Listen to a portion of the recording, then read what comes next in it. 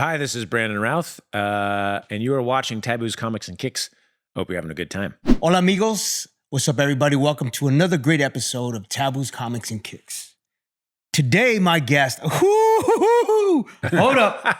We first saw this man in a Christina Aguilera video. Oh, going way back. Yes, we're going back because our biggest, I would say, during that time period, our tour that we embarked on that was like a pop tour was Christina Aguilera and Justin Timberlake. And to see this man in What a Girl Wants. I mean, dude, the start of his career, you know, you have to pay your dues. This man paid his dues to get to where he's at. He had me at being a fan of the Gummy Bears, the cartoon, the Bouncing Gummy here Bears. and there and everywhere. I remember the Gummy Bears, bro. He also had me at, what's your favorite movie? Back to the Future. Great Scott! You had me on that. This man is a basketball player, soccer player, but, you know, we'll dive into that to see if he's still involved in, you know, the love for NBA or soccer or football. Another cool fact is he had a steady role on Correct. One Life to Live. Oh, yeah, for a year. Yeah. I like that. One Life to Live. Wow, that's different from a superhero to a Well, that was a long time novella, ago. Yeah. right? Yeah, that's crazy. But my favorite part of your journey is you were a judge on Comic Book Challenge. Pretty cool. Yes. Pretty cool. I like that. And of course, we all know him for Superman Returns. We know him for the Atom on the TV series Arrow. He later played the role of on the two series of Arrowverse, Shared Universe, and The Flash as a guest role, right? Yeah, and Legend of Tomorrow was mostly, but yeah, Flash was a couple episodes. But most of all, I'm glad that he's here with us because he is also a friend of my homie Mela Lee. Ladies and gentlemen, make some noise for Brandon Routh. Hey, thank you. Thank you very much. It's a pleasure to be here and to meet everybody and to be up and alive and talking. And it's cool because we always talk about Back to the Future, dude. Yes. I want to start there because it's the 80s. It's our childhood. We're around the same age. Maybe I'm 5 years, apart from you. Don't want to age ourselves, but it's okay. Let's talk about the 80s. What was the 80s like for you? What were you into? What toys? What TV shows besides Gummy Bears? Yes. What was your thing? Yeah, I mean, I was there for all of the Turtles, the Turtles comics, and had a lot of Turtles. I had some Legos, Matchbox cars. I was really into Micro Machines for a while. What an interesting time when everyone is kind of into this similar things. We have so much media now, but in the 80s, it was all the sitcoms. I grew up in a small town in Iowa, so it was a lot of being outside, running around till all hours of the night and coming back home. When the sun came down. When the sun came down, right? Or whenever it was, I got hungry. Right? For those kids that don't know, we didn't have cell phones at that time, so the way we merit when we used to come home was when the sun's coming down. We'd be riding our bikes, we'd be playing basketball, football. And those are the good old days. You know what I mean? Indeed. It felt like we were creating stories at that time. I guess so, yeah. I mean, just living life. That's all I knew. We weren't exposed to as much of the outside world, I guess, as you can be now with social media and everything so prevalent. So that's why, I think it's why the comics and collectibles and the media that we consumed was, even more world building. And in a way, movies were a big thing for me, even though I didn't get to watch a lot of movies. Why is that? Because my family was I grew up Methodist, lovely time. A lot of great things came from that. But my mom was also a school teacher, second grade school teacher. So I didn't get to curse, or we didn't have cable for a very long time. Now? Yeah. A little bit. Can you drop a shit bomb? I still Just for your mom, a little S-bomb or something. Oh, my mom wears a shirt now that says we curse now, or we cuss now, or something. We use bad words now. She's softened and she's awesome. But I had to be kind of a model citizen in the community, in the church community, in the school community. So I wasn't exposed to a lot of some pop culture I wasn't exposed So to. you definitely weren't listening to NWA. No. I remember my sister got this album, Blood Sugar Sex Magic. Is that with the Red Hot Chili Peppers Oh, yeah, album? yeah. Yeah. And my mom took it away when she saw the title of it. But I remember Under the Bridge, I Oh, remember great Christmas, song. my cousin had the tape, had the cassette, and we got Walkmans from my grandma that Christmas Eve. And I remember playing that song, just being like entranced by Under the Bridge, which is such like a sad song. I had no idea as a 10-year-old, whatever it was, 9-year-old, what it even meant, but just the something about it always touched me. Yeah, it's definitely an Angelino anthem for me as a kid born and raised in Los Angeles. Yeah. It describes the feeling of being proud of being from the city of angels. And so, when I think about that, yes, it was melancholy, and you hear the guitar and just the singing of Anthony Kiedis. Yeah. But it's like, take me to the face. You know what I mean? It's like passion. It just builds into this climactic crescendo, which I love and appreciate. Speaking about music, I was wondering, what were you listening to in the 80s? Like, what was your thing? What was not much. I mean, that was the extent of. I mean, that was probably early 90s. Because of my parents. My parents are also musicians. My dad's a jazz drummer. Oh, nice. So I listened to, and my mom's a singer, singer of many types. But they met playing in the Des Moines jazz band back in the 70s. Mm-hmm.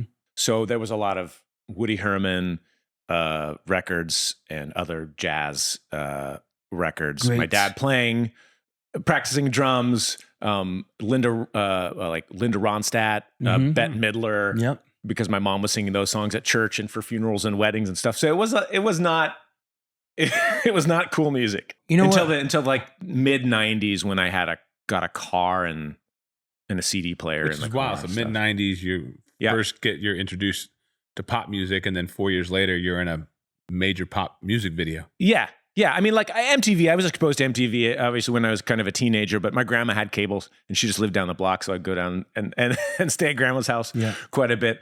And I had friends and things, but I just didn't own music really of my own or CDs until later, which is odd coming from a musical family. But I was exposed to great music, and I played music, played trumpet and piano and stuff growing up. Do you still play? I pick up that trumpet every once in a while, and but I wouldn't fare well in a band. I'd have to do some practice and get my chops back up. Music, because I'm stuck on the music thing, because you said your dad was a drummer, mom was a singer. Was music the thing that you thought at that time, because you hadn't started your acting career? Did you think music was going to be your path? No, I didn't. I wanted to be a writer. Oh, so my geekdom is at the time was largely in the fantasy world. Mm-hmm. So I loved Terry Brooks was kind of my first introduction into fantasy novels, and then Terry Goodkind and Robert Jordan, and all the back in that time they were the popular authors. So music wasn't. I loved music, but I didn't think I was going to be a performer. Or have any illusions of becoming an actor or moving to Hollywood. Mm-hmm. I wouldn't go to the University of Iowa, where I did go, and be a part of the writing program there, because it's a world-renowned kind of writing program at the Day House. And I went to school for a year and started the English honors program. I remember the end of my freshman year having a meeting with all the nerdy English kids getting ready to go. We're going to dive into English next year, so my sophomore year. And that's when I kind of my journey to come out here had started. Let me ask you a question, just because I have teenagers, and I know my son Jalen, he's starting to talk about the college experience, because he's going to graduate in 2 years. What was the thing, like, when did you really figure out that that's what you wanted to do as far as your major, writing? I think it was just the thing that fascinated me the most. It was a world that I could create. Mm-hmm. And I seemed to be good at it. I had a lot of, positive feedback from my English teachers and creative writing teachers, from my family. And there wasn't anything else that I was like super jazzed about, I guess, that I would have thought about as a career other than graphic design. Right. So I was kind of going to go and independent study graphic design and make my own a combo major, I guess, at the University of Iowa because they didn't have a graphic design program at the time, so that I could make money while I was writing my epic novels. Yeah. Mm-hmm. But I mean, like, yeah, it was high school. I focused on it. I started doing a correspondence class, so college creative writing class while I was in high school. So it started in high school. Yeah, 16, 15? yeah. I mean, I was writing. I remember writing a lot, starting around 6th, 7th grade. Okay. And Middle school. Great creative writing program, 7th and 8th grade. And then, going into 9th, 10th grade, I again had good English teachers around me and loved what I was reading, the worlds that I was getting into while I was reading. And it was an escape for me, certainly, to go and live in the world of these characters and create the possibility that existed there. And then I had guidance, from some of the teachers about, oh, you want to University of Iowa, maybe you can take a college class, because that stuff was kind of starting just at the time. Yeah. This is mid 90s. And they, got me hooked up at the University of Iowa. So I was actually taking class while I was in high school for That's that. awesome. So we're going to stay in childhood because this show is about nostalgia. And what I like to do is I like to get to know the guest, but also see if these items that I'm going to take out of the Taboo toy box give you a memory, spark some humor or laughter, or just a cool little story. Okay. So we're going to go into this toy box. Great. I'm ready. What's it going to be? Oh, yeah. Oh, look at that. Yeah. I mean, this is for me, I don't think I actually ever had a Superman toy. It's funny about that. I had Superman pajamas, which played a big role in the whole Superman story of my kind of somewhat limited Superman experience as a kid, but impactful and powerful, because the first time I saw the movie, I was wearing my Superman pajamas. And Christopher Reeves? Yes, yeah. It was Superman the movie on TV, the Sunday night family movie experience. I really must have been 5, 6, 7, 8. It's probably 6, 7, 8, something like that. I was so excited. All I can remember now is jumping around and being ready to flying off the couch. But I'd only seen the previews and heard about Superman. And I was, I guess, so excited that I gave myself, or had a migraine, regardless whether I gave it to myself or had one. I had a migraine, a very bad migraine that day. And I remember watching half of the movie from the side of the couch as I was kind of throwing up, and kind of going through that. But it made a very memorable experience of my first Superman watch. It's crazy to see little Brandon watching, and then all of a sudden he is Superman. It's like it was one of those just unbelievable things that you can't explain. You just live. Tab, let's dive into that toy though in detail. Like, sure. Explain the toy. Yep. Where you got it, how long you've had it, what it means to you, the maker of it. Like, let's dive into that. So this is Mego from the 70s. Oh yeah, this company is Mego. This for me is a Comic-Con exclusive. Just because when I went to the con, I got to meet people like Mark Huckabone. Excuse me. He's a vendor that has all these crazy vintage collectibles. And, it ranges from 70s, 80s, and 90s. And for me, as a curator of vintage toys and collectibles, I needed to have a Superman piece. Because this is vintage, bro. This is like something that I was born in the 70s, but I can't remember this during the time period that I was a young child. So as I got older and saw this, I needed to have this because the detail. Is that an original Tab? It's an original. Okay. It's an OG, bro. Yeah, modeled after the movie, clearly. So this is 77. Wow. Yeah. Mego Corp. And, for me, again, the 12-inch series, the 12-inch scales are always really cool because, they were ahead of their time.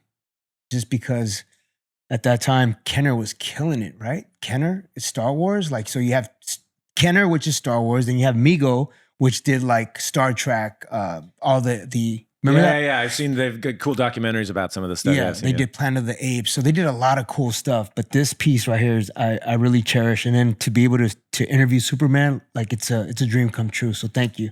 My pleasure. All right, so the next one. I've never seen it either, so thank you. We're gonna stay in comic book world. So we got DC, which you were proud to represent. Exclusively so far. Yeah. Although I did play in the Marvel versus DC thing I did for Quibi. It was the history of comics and I laugh when you said Quibi. I'm like, I know. It was. Did you know about Quibi, Tab? What's that? So Quibi. So what's his name? They used to run Disney and DreamWorks and all that. Katzenberg? Jeffrey Yes, Katzenberg, yes, right? yes. So he launched a platform called Quibi, and it was supposed to be like quick, Little, like 15, short. 20-minute shorts, essentially.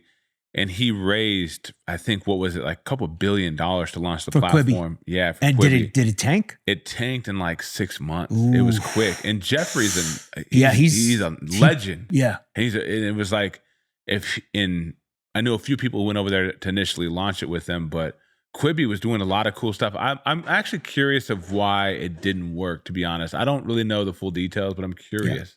They got about $300 or $400 million in before they pulled the plug. So I want to stay on the superhero toys and collectibles because we have Superman sitting right here with us, and we have a new movie that's coming out. Kind of disappointed. I thought he was going to come in the cape and I know, full I did too. uniform It's all good. We'll get it next time. I'm a Marvel guy because I've been writing for Marvel for 6 years. So I want to show you this piece and tell me what you think. This is Doom. Yes, sir. I love his greaves and all of his armor. He's a pretty sweet villain. Yeah. I don't know a ton about him. But Fantastic Four is right. Mm-hmm. Yes. I do have to see Fantastic Four. Great movie. I've seen Superman twice, but I haven't seen Fantastic Four yet. But I hear incredible, really good things about it. So I need to know. And I didn't know that he was even in it, but I didn't know he's reprising a different role in the Marvel so universe. he was Iron Man, and now he's becoming Dr. Doom. So we're gonna stay in this space of heroes. Superman, you're a hero. This guy is a villain, but he's still a hero. And this other amazing hero that I want to talk about. Oh yeah, Since I have my hat on. Hey, that fit perfect. that is sweet. That is sweet, and it actually kind of looks a little bit like Michael. Oh, he got the tongue out. Yep. The change. That's and the different hardest part of hands. those figurines is when they don't look like the talent. No, they Yeah, did great. This on is this actually one. pretty good. Yeah, that looks a like lot of the ones of me don't look. John Stockton. Don't look like Why me. is that John? This is pretty sweet, and I definitely watched all of these games, and I'm a big Michael Jordan fan. I'm a Bulls, although I'm not as religiously following NBA these days. I was a huge Bulls and Michael Jordan fan, being from Iowa. Chicago's close by, and BJ Armstrong played for the and he was an Iowa Hawkeye, was great. and also Bobby Hansen, who was an Iowa Hawkeye, played for the Bulls. What was the feeling that you would get when you watched the Dream Team? Let's talk about the Dream Team. Man. I mean, it's a cool thing that it was proud to be, that it was our team from America was a kind of a cool thing as a kid. Just the competitive level and the ability for them to be so dominant was really incredible. Yeah. And I loved basketball. I loved playing basketball and pretending that I was Michael Jordan. Same. In my at my house, we had a hoop on the garage, and so I was either Michael Jordan or BJ Armstrong a lot of the time when I was a kid playing, whether it was in the Dream Team or for the other teams. I mean, basketball was a big deal, and I loved the idea of the Olympics and the Dream Team, that it kind of could bring everybody together in a positive way. Yep. And I think that was really important at that time. And really kind of now is we're lacking in a lot of unity, things that can bring us together. Yeah, and sports are one of those things, sports and comics, Mm-hmm. things that we loved when we were a kid. It's hard to find those things that can bring us together. And sports can be one of those things. There was a pride. Yeah. There was such a strong pride for being American and what it represented to have this mosaic of players of different nationalities representing the U.S., playing ball against every single dope country around the world, the competitive nature, which there wasn't a lot of competition because they were blowing them out. And I look at the Dream Team as a way to understand the passing of the guard when Magic Johnson, shout out to Magic, and Larry Bird were owning the 80s as the two pillars of basketball, the Celtics versus the Lakers. Then this kid from North Carolina comes into the NBA, gets signed by the Bulls, comes up with this incredible sneaker, brings pop culture into the conversation, into the NBA, and it just cross-pollinated all these amazing genres and hip-hop and, sneaker culture. And then he wins championships. And then to have Magic and Larry, the two elder statesmen, have Michael Jordan on the same team and call it the Dream Team, we've never seen anything like that. Yeah. The closest we got was Kobe, LeBron, D Wade, and Carmelo Anthony, right? But for me, it was a moment in my time. It's a moment in my childhood, and I'll always reminisce on that, and that's why I hold that time period with high regard. It's like Voltron. Exactly. And just watching, as you're talking about your memories of it, it reminds me of watching so many of the championships with my dad, whether we were in the basement TV or where we were, watching that together and good, family memories of that experience, of those experiences with him. It was like when watching the Dream Team, Tab and Brandon, it was like watching superheroes. It was, because at that time, see, when Kobe and they had the Redeem Team with Kobe and Bron, and the world caught up, and they needed Kobe to come back. We weren't as dominant this far. Yeah, when watching the Dream Team, it was like, how much can we win by tonight? Are we going to win by 100? Can also add, are we going to win by 50, 70? That social media changed the mystique of these superheroes. Yeah. Because you can see them on a daily basis. You could see what they were up to. You could see them with their families. About that, remember? That's why I don't like Michael coming back out of retirement to do TV. It's the mystique of him doing what he did and disappearing, and we always wonder about MJ. Now he's coming back to do TV with NBC this season or this coming season. I don't like it. I think him being... He's going to come back and commentate? Commentate. Yeah. And I think... I'll give you a comparison. Yeah. Tom Brady. Uh-huh. Let us miss you. Let us remember you as this GOAT. But seeing you every weekend on TV, I think it lessens for me the mystique behind Tom Brady. Yeah. For me, I definitely understand what you mean. Yeah. I don't know if I had mystique, but I understand. Yeah, I'm a 49er fan, so Montana's my GOAT. Yes, please, thank you. Yeah, Montana's my GOAT. That's probably my favorite thing I have signed. I don't have a lot of stuff signed. Oh, Joe Montana? Joe Montana football. Wow. Yeah, I understand people love Tom Brady. Yeah, but I'm a Niner guy, so Jerry Rice and Montana are my GOATs. Ronnie Lott, Don Taylor, Brent Jones. I met Ronnie. Roger Craig. Yeah, you had a lot of classic. Deion Sanders was there, right? Yes, Merton Hanks from Iowa. Merton Hanks, right? The long neck dude. John Taylor had kind of a interesting. But Merton Hank would do that dance, remember? And he would the wobbly chicken thing. Yeah, right. All right, let's continue the nostalgia. Let's go before VR sets. We grew up with these. Yes. Oh, those are dope. Oh man, yeah.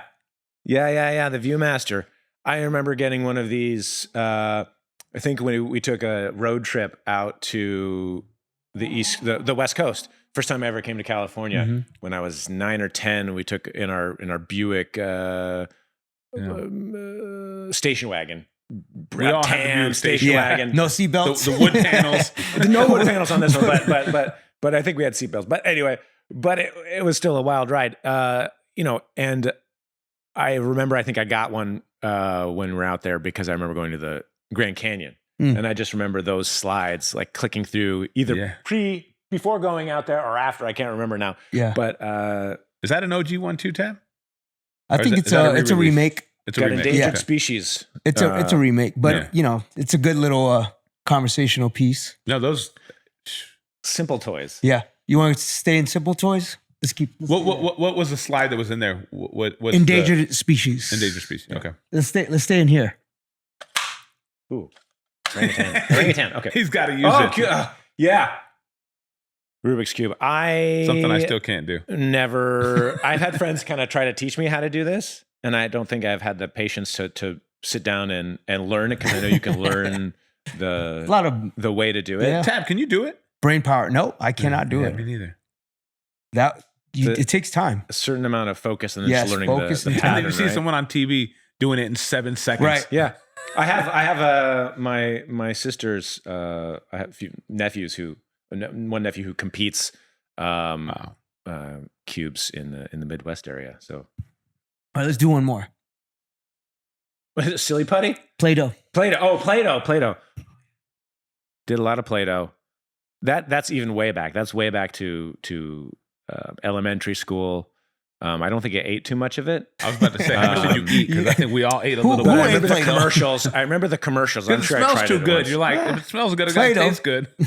I remember the commercials, especially the spaghetti. Yes, coming out of the strainer. yeah. Yes. I like those. It makes me think of silly putty. Also, and silly putty was pretty awesome because I remember all the time taking it to the Sunday comics and replicating the Sunday comics on the silly putty. Sunday comics. Wow. Can you tell the viewers what that was? Sunday comics, yeah. You got full color or mostly color comics in the Des Moines Register when you had your Sunday comics, the cartoons, because that was kind of really actually my exposure to comics and cartoons Mhm. and comic books because I didn't grow up. None of my friends and my family didn't collect comic books. So my exposure was Family Circus, Garfield, Otis, Mother Goose and Grimm, Marmaduke, all these, Classic. the classic cartoons, comic strips that were in the Sunday paper. I loved the Family Circus where you had where they had they'd make the family go different places with the little boy, and they put a dotted line like wherever he went to track his the day he had. And I just loved that. I could see, and I would, I don't know if I pointed to every little dot, but it would show his path anyway. I love that. That's cool. Because honestly, I remember Bazooka Joe Gum. Yep. In the Little gum. comics. Mm-hmm. It was like things like that kind of always remember. It remind me of the way that I was introduced to comics. Because I didn't get into comics until later. Yeah. But at toys, man, toys has always been my thing. It's like the toy box, right? Using your imagination, getting a Bugs Bunny or, a Nice. freaking Mario Brothers and creating a story in your backyard with like Looney Tunes and Nintendo. Yeah. And you're creating these stories and you're just, you're freestyling your imagination and trying to come up with as many crazy off the wall adventures. Let's talk about your adventures going from, being a kid and a teenager, going to college, to now getting into Hollywood. What was that like? What was your path to get to Hollywood? Oh, wow.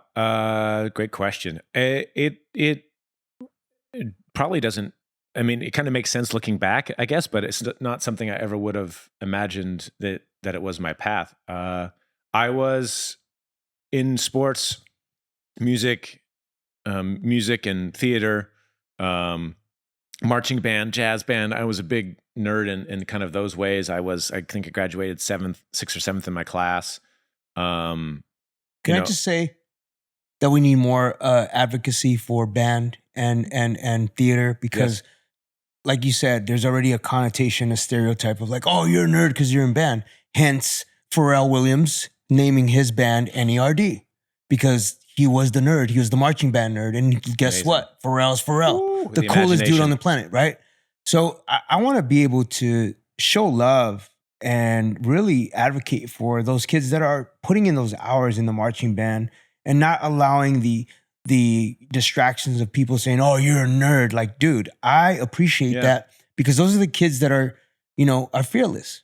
It's well said. And even just me being careful of my languaging also because, the way we remember things and the way we use words is how we show up in the world. Correct. And how we think of ourselves and even our past. So to call myself a band nerd, even I can do that as long as I don't hold like any kind of negative. I'm kind of devaluing myself a little bit, even the way that I express that. And I think at the time I felt that way.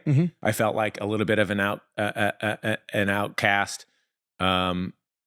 But I think that's actually more so than that. It's just that I didn't have a lot of friends. That's probably what it was more than anything else. I was friends in school, but I didn't socialize really outside of school. I didn't date. Maybe that's because of my parents also being, keeping away from pop culture. But I was a little bit more naive in good ways and gentle in ways I think, which ultimately allowed me to view and go through the whole Superman process in a way that other people wouldn't have, because I also didn't see all the danger, and I didn't see. I think one thing that puts me apart from people is I see a lot of possibility in the world. I can get lost in that possibility and maybe seem like my head is in the clouds, and I'm not a real person.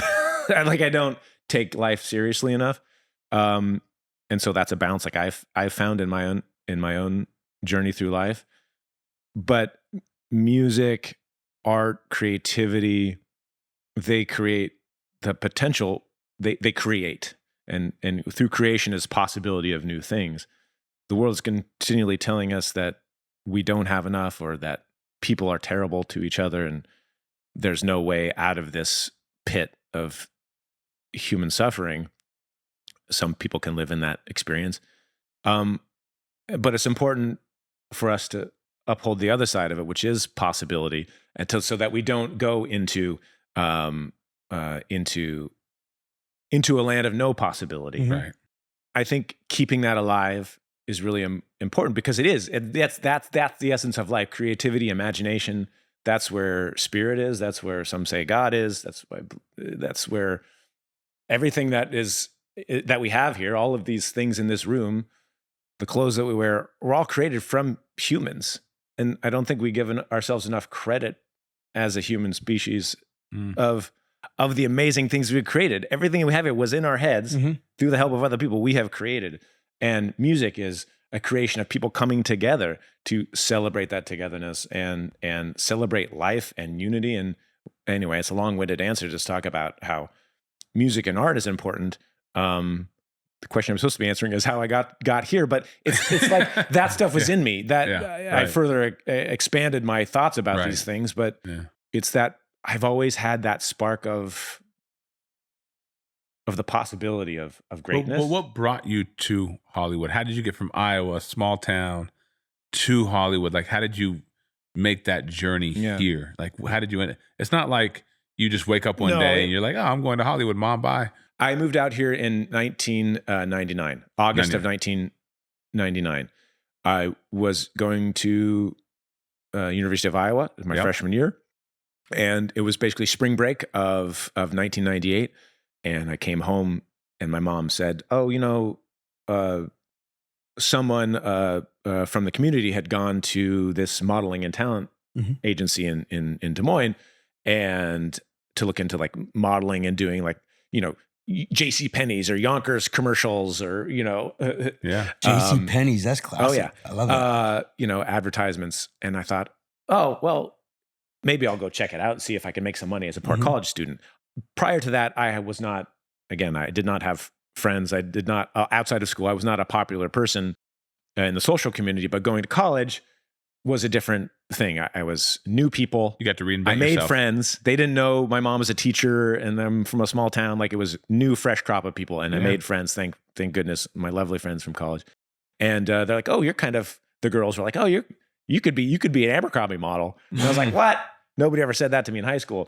But I started to believe them a little bit. And so anyway, I went and investigated this thing with my parents in Des Moines, and they sold us right away on going to New York for this big convention called IMTA, which was basically a place to meet representation.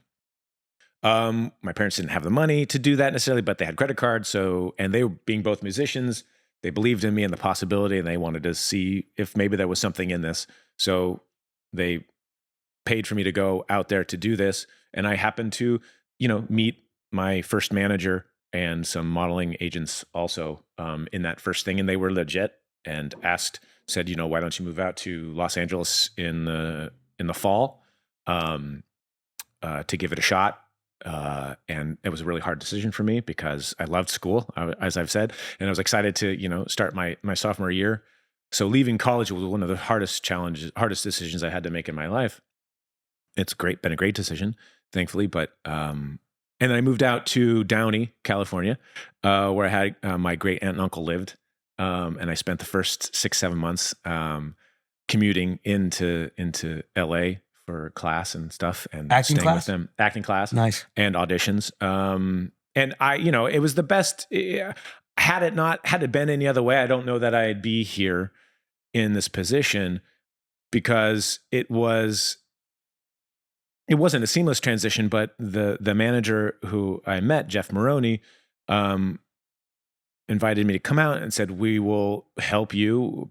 They paid for me to coach each time before an audition with my first coach, Dennis Laval. And I ended up booking, my second audition, which is a very, very small part, basically based on how I looked, my height, and that I could say the words, and I was a good enough looking guy to play this role in this sitcom, this one episode of the sitcom. And I did that in front of a live studio audience. What sitcom? It was called Odd Man Out. Mm-hmm. And I think I said 5 words at the end of the Do you episode. remember the 5? It's this whole back and forth thing. And basically I say my name, Connor Williams. You want to go out? Okay, let's go. Movies or something like that. It was like, that was all it was. It was like a call and response to this, to the other actors, the oldest daughter in the, And so family. how did you end up in this famed Christina Aguilera whatever wants video? Yeah, just a modeling agency. They'd send you out for modeling calls and also videos. And I had barely known who she was because I think Genie in a Bottle had come out. So I'd heard that song on the radio. I think that was her first major single, right? Yeah, it was. And it was Castaway Studios on Beverly Boulevard. And I remember going in, signing in, and they just they wanted us to dance or something with a bunch of other guys. And I'm not much of a dancer. Right. I actually did dance. One of my other we got to pull that up, Tail. is I did. We'll find the video. We'll find the video. I was in tap and ballet for 8 years. Nice. So Mostly, your feet work. yeah. Okay. I didn't know. I don't know how to do cool dancing. Tap dance was tapping was what I liked. So anyway, I got that job as one of the 15 hunk guys background dancing in this video. We were all auditioning to be the main guy who sits with Christina, who's like the boyfriend character. And I didn't get that role, but it was still a pretty fun introduction to more of what Hollywood was. Yeah. Cause that was my second job. I did the sitcom first, and then a month later is when I did the Christina Aguilera What do you video. remember about the video? What do you remember about Christina? Did you get to meet her? What was that I like? remember, I don't know. We met hi, my name is Brandon. But we had been there for a little bit on set, kind of doing shots without her dancing around. And then everyone was very, it was very kind of cool and hushed, when she would come on set. Of course. And I think she was nervous too, because what a weird, now knowing what it's like to have all these people who you haven't met and they're here to dance with you and be a part of your music video. And you're just a 20, I don't know how old she was, even younger than I was, probably, I think 18, 19-year-old. It's a lot to have all that fame. So she was quiet and did her thing and kind enough, but I didn't have conversation with her at all, and she would not know me if she saw me on the street. I don't think at all. She would know you now. You were Superman. Yeah, she would if you said, but she wouldn't remember me from that video. Yeah. But I remember it being an 18-hour day, and I was going to get overtime. I was like, oh, this is cool. This is a long day. Yeah. And we were downtown at the Alexandria Hotel, I think. Yep. And then I remember I got asked to do it's cut out of most of the beginning of the video. You have to find the full extended one. But at the beginning, I'm playing pinball. Mm-hmm. And it kind of opens up on me playing pinball with this other guy. And I thought that was going to be a cool moment. But then I got cut out of most of the video. And you just see my arm and my hand dancing a little bit. But that was the most special kind of shiny thing that I did for a long time. It was cool to be a part of that. And then when it came out, people were Was that the excited only about it. music video you got to be a part of? Or No, I've actually been in Sugarland, a video with Taylor Swift, which nobody knows about. It was I worked with, I met Taylor. Anyway, she was cool, and that was awesome. I did that. It's been 4 or 5 years ago now. You're a Swiftie. I mean, by virtue of, she's great. That's big. Yeah. I love it. And I'm a Chiefs fan, so it works out too. I'm a Niners and a Chiefs fan. Whoa, you can't. Because of Montana. Brandon. Oh yeah, he got traded. That's right. I don't count that one though. I think Niner fans hate the Chiefs more than we hate anybody these because days. he went to the Chiefs, right? They beat us Well, because twice they in beat 2 us Super twice. Bowls Listen, in 3 years. I'm not happy about that. We hate them. Yeah. Like not literally, but you know what I mean. Yeah. In sports terminology. Maybe the one that It's all doesn't. love.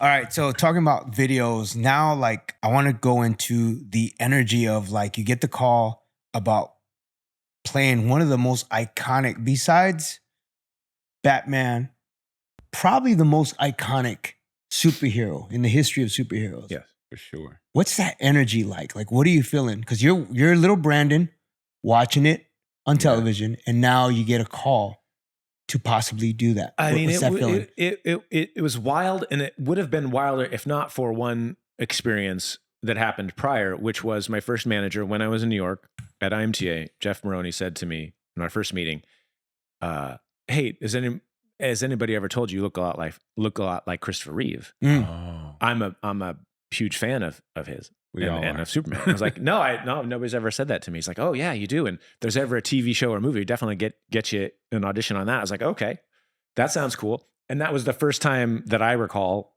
anyone ever bringing it up to me in my adult kind of life. I was 19 at the time.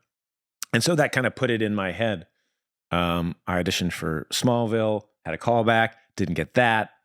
Moved to New York to be on One Life to Live, the soap opera. Was there for a year and saw Tom Welling's face everywhere, plastered on every bus and bus stop. Thank you, and bus in Times Square. Fast forward to we become friends, and Tom's awesome. But at the time, I was not. I was upset with him for getting the job. Then a couple years later, so many strange happenings, and somebody could call them signs or just things that kept telling me I was on a path. The universe was speaking, God was speaking, whoever. It was like, this is the path that I'm on. I'm supported. I just kept feeling so supported by it. The whole experience. I eventually I auditioned for a TV show, a pilot that I didn't end up getting, but I kept calling me back, and I had known going in that it was being produced by Mick G, who was going to be the director at the time. And I thought, if I do a good job at this, maybe I'll get a call back and I'll meet Mick G. And then he'll see me and he'll be like, hey, this guy should come in for my Superman movie. That's the guy. Yeah. Well, that kind of happened. It was his producing partner, Stephanie Savage, who was in there. And she was the one who said, hey, you should check out this guy, Brandon, because they wanted me to hire me in the show, but they didn't because I didn't have an edge. I was not an edgy guy. And they had no more good guy roles. But it turned out to the Superman. I had a meeting with him, went through the process, screen tested. He ended up not doing the project. It all fell apart. It was devastating for me because I thought I was this close to getting Superman. Everything had led me to this path. Then it was a month of like really hard times. And then Bryan Singer, Mike Dougherty, and Dan Harris came on and came up with this concept for the movie, sold it, pitched Warner Brothers. They got on board. They started casting that. And there was all these news stories going, they're casting the globe to find the next Superman in countries all around the world. And I thought, guys, I'm still here. You haven't even talked to me. Like, didn't you see my screen test that I did before? Like, it's my job, right? Eventually, they finally called on a Friday. My agent called and said, hey, can you go meet Bryan Singer at Coffee Bean on Sunset? I was like, I have the worst migraine. I can't go. Can I take some Excedrin PM and meet him in like 3 hours? I can kick this headache. Which I did. Went and met him, talked to him for like 2 or 3 hours. He flew to Australia to go location scouting. What was that conversation like? What were you guys talking about? Oh man, like I not on purpose spilled coffee when I sat down. Which helped. He loved you just that. got that nervous? Had Is a that Clark why? moment. I'm just clumsy. I am. Oh, you're clumsy. So you weren't I'm like not nervous. as clumsy as I used to be, actually, because I realized that awareness and slowing down can help me not be clumsy. We talked about Superman. We talked about my growing up, being from Iowa. That was all, helped because I'm from Kansas, from Iowa, and have a lot of similarities to the character. My experience, just my experiences about Superman that I had, which I've kind of related here. The pressure he talked about, what the demands might be for the job, kind of seeing if I was up to it. But he seemed pretty on board with the possibility of me doing this from sitting down, of course, he'd been able to see the screen test that I'd done before for the previous version, and had met with so many people that he'd finally realized that nobody else was, I guess, right, and maybe that I was the guy. And by the end of the conversation, he'd gotten a call from Kevin Spacey's manager and was talking to, I believe, her as he was talking, like sitting at the table, and he was saying things like, yeah, it might be the guy. I'm meeting with him right now. I don't know. We'll see. And I'm like, dude, I'm right here. Like this is weird. He might be the guy. So there were all those things that were making me feel like I was still like in the groove, like in the right place. He left the conversation saying, I got to go to Australia to location scout. Would you come read with Roger Musinda, the casting director, while I'm gone? And I was like, of course I would come in and read. The director's asking me to come in. And I'm like, yes, and that kind of started the process again. Then when I went and did my screen test, there was a guy in my face, Rob Burnett, filming me saying, so what's it like? You ever been to Australia? You're going to love it. I'm like, well, I'm just doing a screen test. I don't have the job, but everyone was acting like I already had the job. So that could have thrown me off, but I just kept going, okay, I guess I'm still in the right spot. I'm doing what I'm supposed to be doing. So I felt very supported by it from the very beginning. I can't explain it other than that. It's been an amazing experience to continue. I feel like Superman is an amazing character, and I've been very blessed to be able to kind of live in the energy of it. You were there talking about this whole thing as we're recording this. Today is actually Christopher Reeve's birthday.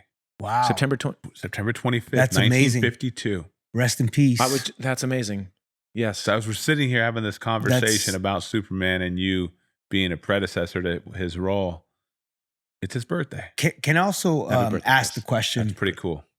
That's proof you should be here today. I was going to mention that I believe that makes him a Libra also, and I'm a Libra, and there were all these weird connections with the day he passed right around this time also, which is right around the time in 2004 when I found out that I was getting the job. All of these odd things happened in the same time, which was it's really powerful and meant a lot to me, and I've had the opportunities to speak to his lovely children who I haven't spoken to in a long time. But it's an amazing world to be a part of. So being a student of Superman and who has portrayed Superman in the past, did you do a deep dive into George Reeves as well, the original Superman? I certainly did do a lot of research and understanding about who had come before, from Kirk Allen and the serials there, and Fleischer's cartoons, watching a lot of those, hearing some of the radio play stuff, and George Reeves, being from Iowa, actually from Walcott, Iowa, which is about 100 miles from where I'm from, was amazing. And just then learning and reading a couple books about the history of Siegel and Schuster and the inception of Superman and how he changed over the years, and just how comics were, the history of comics also. It's challenging when we're so far removed to have appreciation for the impact that these things have had on our culture, because it's only through looking back that we can kind of honor how important Superman and the comic books have been for people. But I tell you, when I go to conventions and I meet fans, so often it's very touching and humbling and moving for me to hear that Superman has been family for people, and love and hero for people who have had no other. Where I had family, who I had love. No family's perfect, but I had love and security enough that I didn't have to reach out to Superman for that, other than, other wonderful things he provided. But to know that these characters are providing hope, inspiration, and possibility for people is incredible. I'm so proud to be a part of it. And it's my understanding that has grown even after I've played the character as I'm in the community. That's awesome. I like where you're going with the idea of comics and, the kind of like a welcoming to feeling safe, feeling connected. There was this one comic that's probably one of the most exclusive and sought after comics, which was Superman versus Muhammad Ali. Oh, yeah. Have you seen that? Yes. So the fact that we brought two superheroes, one in real life, that was probably the greatest boxer in my mind. We have a lot. We have Mike Tyson, we have freaking Floyd Mayweather, Manny Pacquiao. There's so many boxers that have come after Muhammad Ali. Let's talk about the champion idea of like being, after playing Superman, like what it means to you to be a hero to kids that may look up to you and be like, yo, like that guy, he helped me through a really rough time. I think it'd make me cry, actually.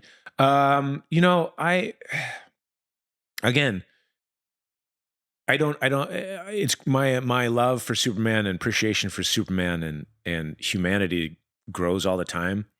As I understand how interconnected we all are and how important we are to each other, and how what to some might seem like a frivolous waste of time reading comic books or going to a comic book convention or collectibles. Like you spend your money on stupid toys.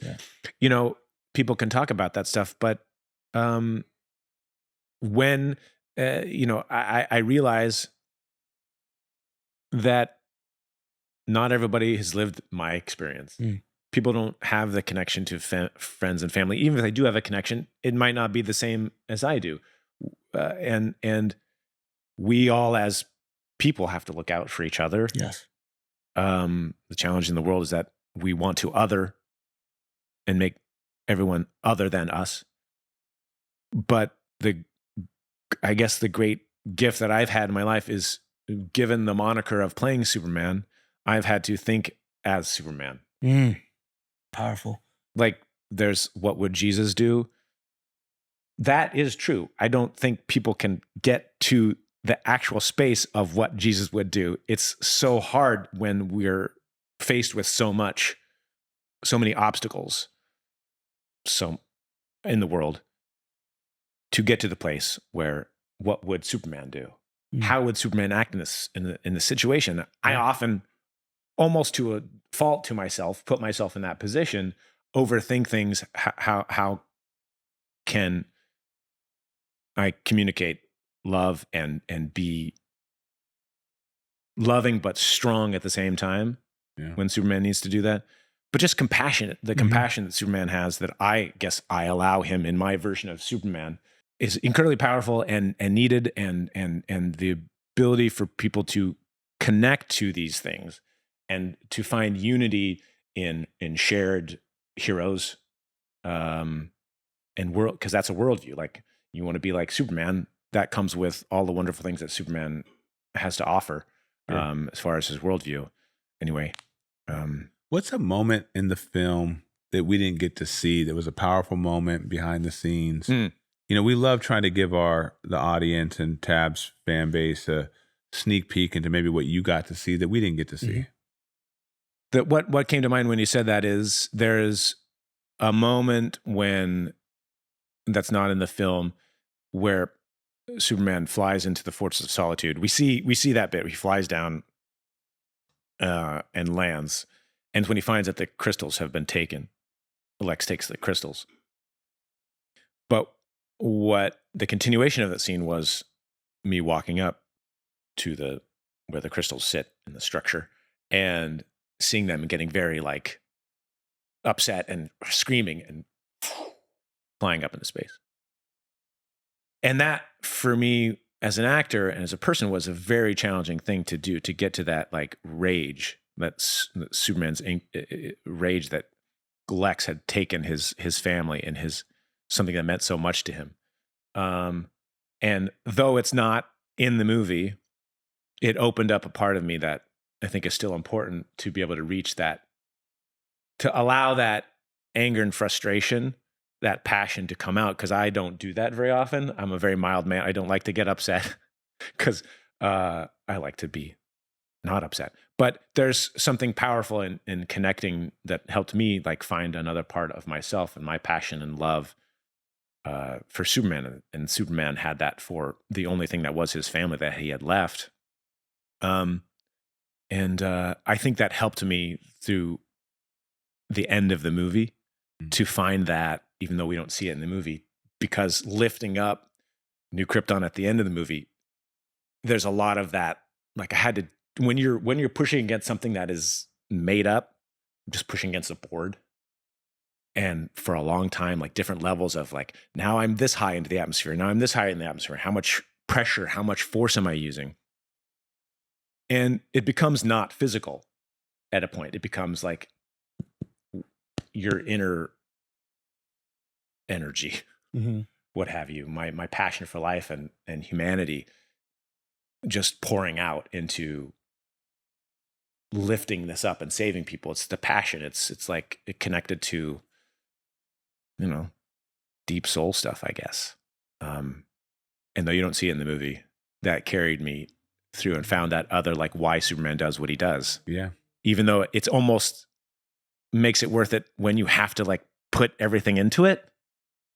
Like it made it more real when I had to like give so much of myself. I had to unlock part of myself to really like step into the pain. I don't like pain. Who likes pain? Yeah. So it was hard to do that. And it did create a little pain, but there was releasing. It was very releasing. I don't know. It's making sense. So after you did that scene, did you have to like, dang, what did I just exude right now? You know what I'm saying? Because you're unlocking and you're making a choice to tap into something that's not really your go-to. Yeah. And it almost felt like un-Supermanly. Like Superman wouldn't lose that much control. He wouldn't get so upset that I was judging the character. I was judging him that he wouldn't do that. But it also humanized him, I guess, for me in that moment and made him more authentic because he wants to be. He still is human. And the more human he becomes, the more he cares. So it's before I think I was judging and separating myself. And I've done that in life just as Brandon because I have very much privilege that I put myself outside of humanity sometimes, I think. But I have struggles, I have challenges, and I don't allow myself to grieve or be upset or to have sad moments all of the time. And that's not really helpful. Not helpful for any of us. I don't know that's masculinity. We don't want to cry. We want to be brave and strong. But I found that like pushing that off for so long only brings it deeper and stronger into me. So I've gotten better at like being upset, better at crying, better at letting it out because it actually makes me stronger and more resilient. And so I guess going through the journey in the movie made me more resilient for what was to come for the rest of the movie. Love that. Give us your top 5 Supermans. Portrayals? Yeah. All time. I don't know if I give you top Brandon 5. number 1. I mean, Chris. Brandon. Christopher Reeve. We got to get it. We need your top 5. It's important. Chris Fans is my love number. hearing this type of stuff. But I don't want to single anybody out. Chris is my ultimate favorite. I dare to go any further into that to bring any other. So you're just gonna give a top 1. Top 1. He's the peak. I mean, I love the iterations of Superman in certain comics. I don't know that anybody can get it completely right. Who just did the most recent one? I'm blanking on his name. David Cornsweet. Yeah. And he's fantastic. Yeah. I think more than the actor, it's what is the story? What is the energy of Superman that is around? Because even I, in certain Superman movies, I wouldn't fare as well because it's the person playing the character, but it's also the story and the world that's created. My Superman, my favorite versions of Superman are those that allow us to continue to speak to hope, to possibility, to love, to connecting people, our shared connectivity, and who even though the world is hard and challenging, they don't give in to it, and art can be teachers. I think Superman is very important, teaching us how to be better to each other. I would agree with that. And I would say on our final note, that you never know. Like I look into the camera and talk to the kids and to young folks that are aspiring to be directors, showrunners, writers, musicians, artists. Whether you're coming from Borough Heights or East LA, next thing you know, you become a Black IP, or you're from Iowa and you become Superman. You never stop dreaming. You never stop putting in the work, and always lead with love. On that note, I want to say thank you to my guest, Brandon. Appreciate you, brother. Thank you very much. Thank you, man. Been a pleasure. That's it. Taboo's Comics and Kicks.